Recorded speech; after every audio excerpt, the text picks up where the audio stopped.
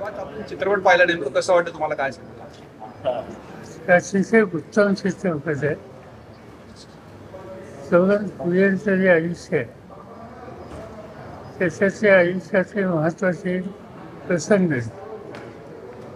ते वास्तव रूपानं या ठिकाणी लिहिले.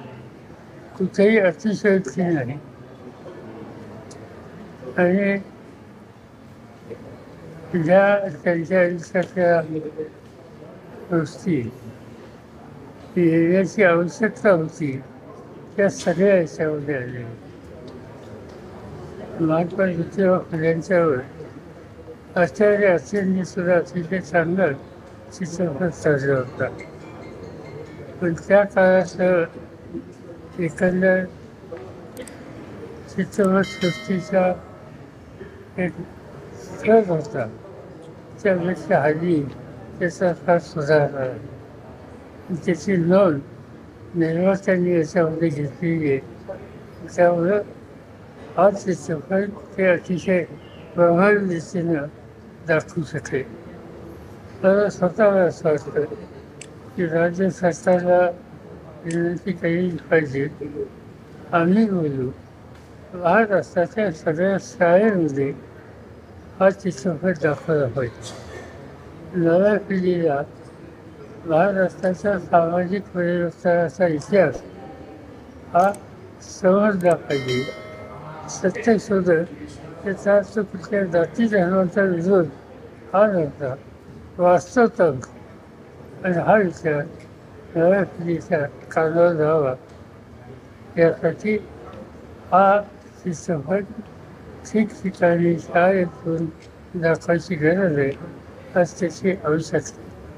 एका बाजूला आज या देशात एकदम आपण 50-50 वर्ष मागं जाऊ का काय अशी एक स्थिती दिसते.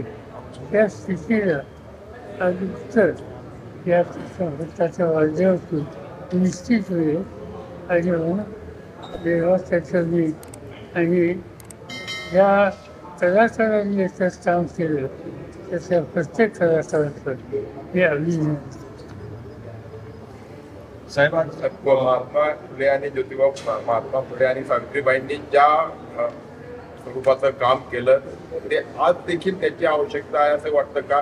कारण आजही सामाजिक विषमता असू द्या किंवा आणि शेवटी मी जे बोललो की हल्ली आपण पुन्हा 50-50 वर्ष मागे जातो असं दिसतं. आणि अशा काळामध्ये वास्तव सत्य शोधीचे विचार हा लोकांच्या समाजाच्या पुढे गेला पाहिजे. आणि हा चित्रपट हे काम करतो. साहेब आज पंतप्रधान नरेंद्र मोदी महाराष्ट्र दौऱ्यावर आहेत आणि आज एका पुलाचं उद्घाटन झालं पण तिथं नितीन गडकरी नव्हते. त्या खात्याचे मंत्री असताना नितीन गडकरी त्या ठिकाणी हजर होते. जाहिरातीमध्ये त्यांचा फोटो आणि नावही नव्हतं. नितीन गडकरी आणि माझा कार्यक्रम हा आज होता. तो कार्यक्रम 3 महिन्यापूर्वी झाला होता आणि त्या प्रमाणे आमच्या कार्यक्रमाला आले.